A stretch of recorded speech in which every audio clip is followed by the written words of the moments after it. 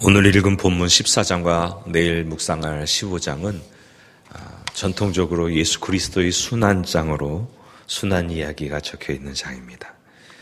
14장은 표면적으로 대제사장들과 종교 지도자들이 예수를 체포하여 잡아가려고 세운 음모를 세우고 실행하여 성공을 거두는 과정이죠. 무교절 앞두고 유교절을 앞두고 서기관과 제사장들이 그런 음모를 꾸미는 것입니다. 가룟 유다가 포섭 대상이 되어서 돈을 받고 결국에는 성공해서 대제사장의 신문받게 됩니다. 이런 사건의 진행 속에서 우리들에게 후대의 교회들에게 교훈이 되는 아주 중요한 이야기들이 펼쳐지고 있습니다. 첫 번째는 그리스도의 취임식입니다. 그리스도의 취임식 하니까 의아하게 생각하실 수 있겠습니다. 간단히 설명하면 한 여인이 베다니 나병 환자 시몬의 집에서 식사를 하고 있는 그리스도에게 와서 순전한 나드 한 옥합을 깨뜨려서 그 머리에 기름 붓습니다.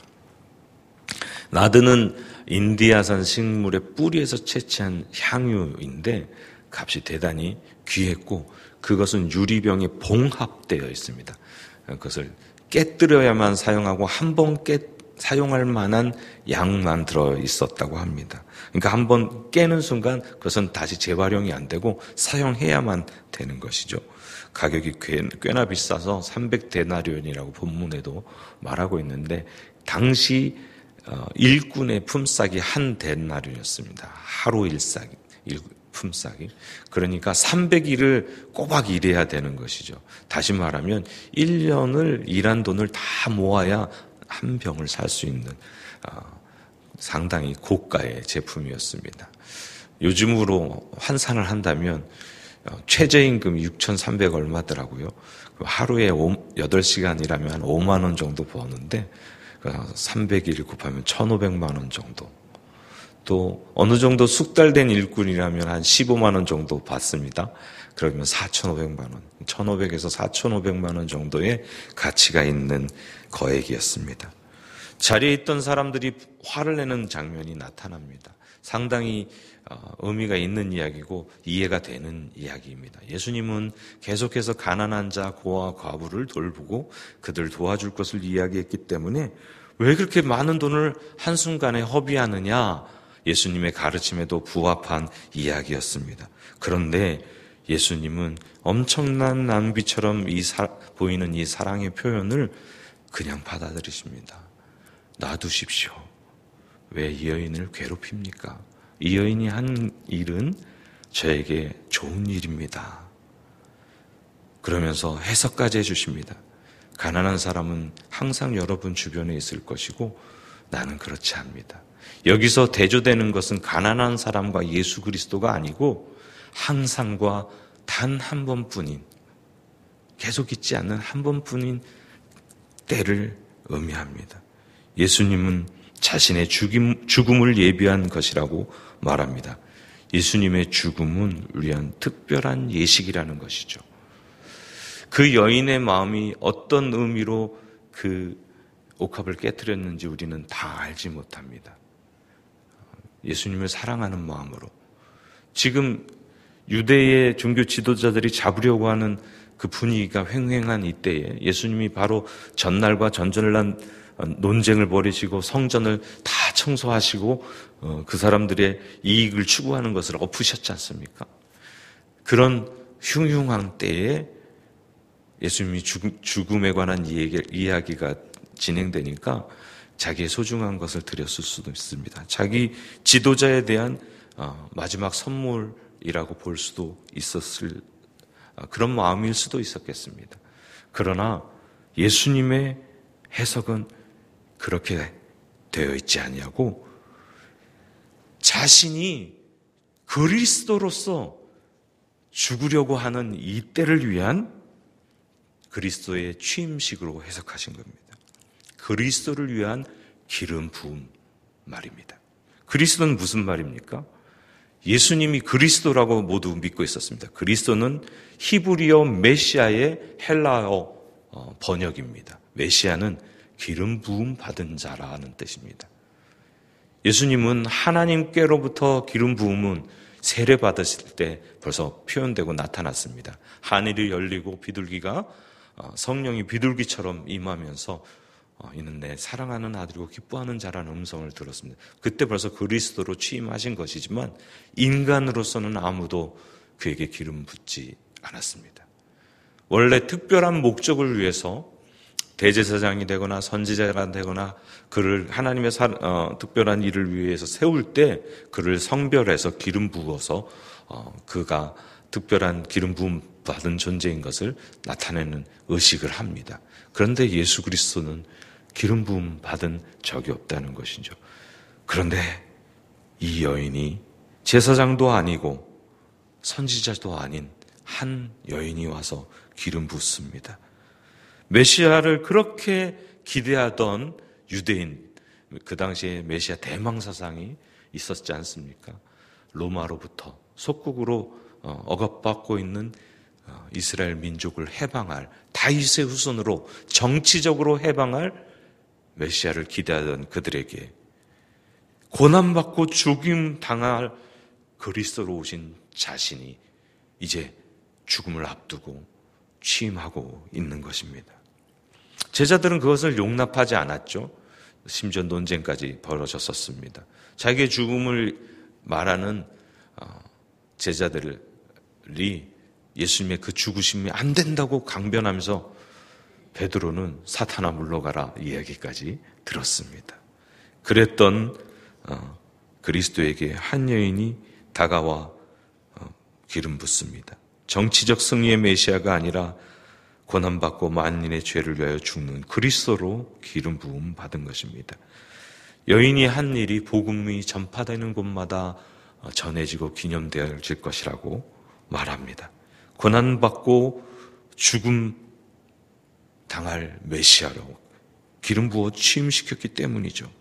모두를 대속하기 위해 죽음을 길을 걸어가는 그리스도로, 다시 말하면 십자가 복음이 증거되는 곳마다 이 여인이 행한 일이 증거되게 되는 것입니다.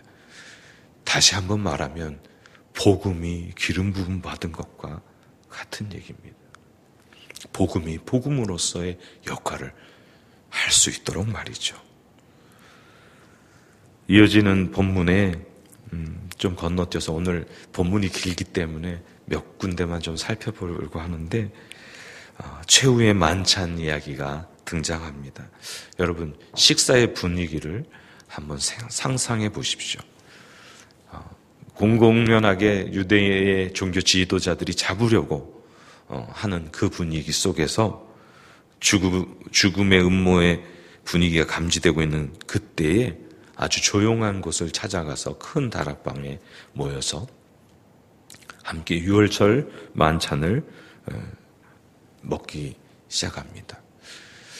병자들이 모여들고 또 죄인들이 모여들고 했던 그 흥분된 분위기와는 사뭇 다른 상당히 불안으로 가득 차 있는 침울한 공포가 있는 분위기였을 것입니다. 원래 유월절 이야기는 어떻게 됩니까? 여러분 출애굽기에서 잘 읽으셨듯이 그날 밤에 애굽에 있는 모든 장자들이 죽었습니다. 죽음의 공포가 덮여있는 밤입니다. 이스라엘 민족은 죽지 않기 위해서 어린 양의 피가 문설주와 문 임방에 발라진 그 집안에 모여서 어린 양의 고기와 쓴 나물을 그리고 무교병을 먹으면서 그 밤을 지새야 됐습니다. 옷을 다 입고 지팡이를 손에 들고.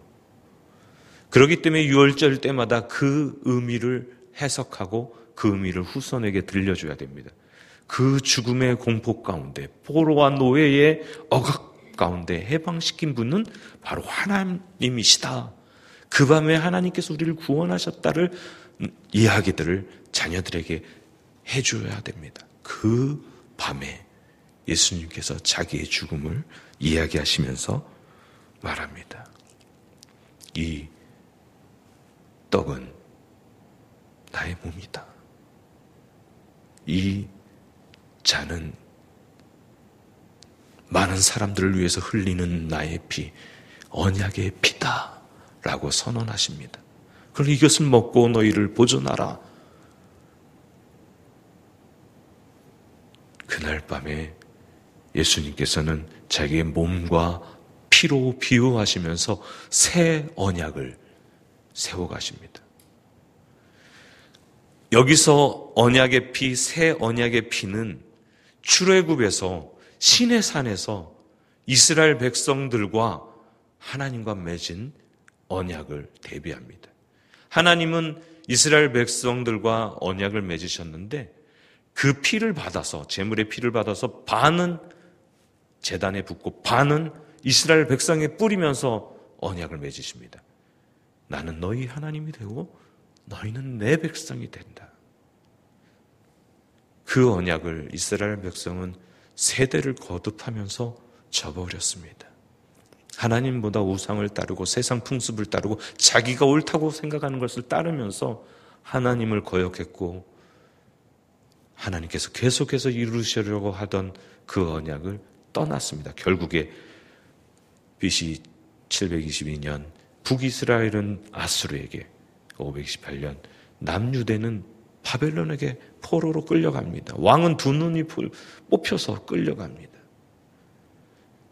그 언약이 파기된 현장에서 예레미야에게 새 예언의 말씀을 주시는데 그 말씀이 새 언약을 세우겠다는 것입니다.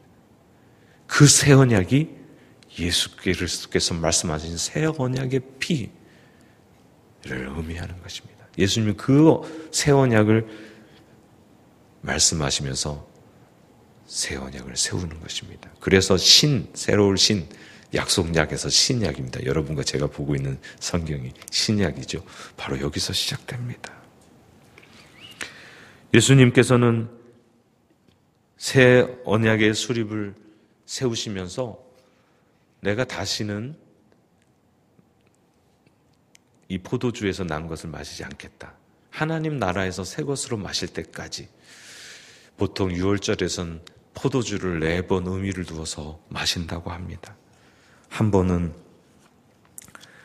하나님께서 애굽의 사람의 모든 집에서 너희를 빼어내겠다는 의미로 마시고, 두 번째는 그 고욕에서 건지겠다는 의미로 마시고, 세 번째는 편팔과 큰 재앙으로 너희를 구속하겠다, 구원하겠다라고 하는 의미로 마시고, 네 번째는 너희를 내 백성으로 삼고 너희는 나의 하나님이 돼서 출애굽하여서 그 백성으로 살아가겠다는 이 네 번의 의미의 잔을 마시는데, 아마도 예수님은 이 세 번째 의미의 잔을 마시면서 이것을 하시고 네 번째 잔은 유보시키신 것입니다. 언제까지? 하나님 나라에서 마실 때까지. 그래서 사도 바울은 이렇게 고백합니다. 이 새 언약을 예수님이 다시 오실 때까지, 이 떡을 마시며 이 잔을 마실 때마다 주의 죽으심을 오실 때까지 전하는 것이다 라고 말합니다. 다시 말하면 우리에게 그 소명이 있는 것입니다. 시간이 많이 가서 짧게 좀 마무리하겠습니다.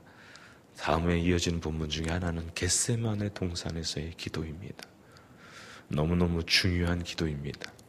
사람들이 보기에는 긴 설명 안 하고 그냥 핵심만 말씀드리면 실패한 기도였습니다.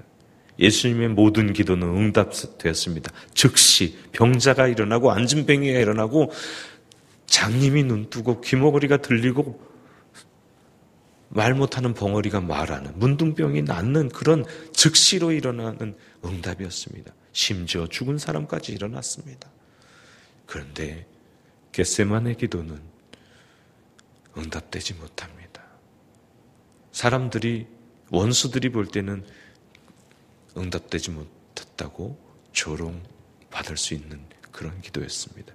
그러나 실상은 우리에게 모범이 되는 성공적인 기도입니다. 하나님의 침묵은 예수 그리스도의 십자가로 이어졌고 우리에게 구원의 길이 열려진 것으로 응답되었으며 부활로 응답되었습니다. 그러므로 인해서 우리가 기도할 때에 우리의 기도가 응답되지 못할 때에 계속해서 몇 년을 두고 기도할 때 아직도 응답되지 않았다면 마지막에 우리가 기도해야 될 한 가지, 주님의 뜻을 이루어 주옵소서. 우리의 마음과 우리의 소망과 우리의 욕심은 그것이 응답되는 것을 원할지라도 하나님의 뜻과 계획은 우리의 생각보다 크시고 광대합니다. 그것을 이루실 것을 기도하며 응답했으면 좋겠습니다. 마지막 본문 중에 꼭 살펴보고 싶은 본문은 베드로의 실패입니다. 그리고 베드로는 심히 통곡하며 울죠. 그러나 그 통곡하며 우는 것이 실패가 성경에 특별히 마가복음에 낱낱이 기록되고 모든 복음서에 기록됐다는 것은 베드로가 실패해서 회복됐다는 것을 의미합니다. 우리는 다 실수하고 실패할 수 있는 존재들입니다. 연약함이 있지요. 그러나 하나님께서 회복하시고 시키시고 우리에게 다시 사명을 맡기시며 하나님 뜻대로 사용하신다는 그 믿음 오늘 소유하시기를 주님의 이름으로 축원합니다.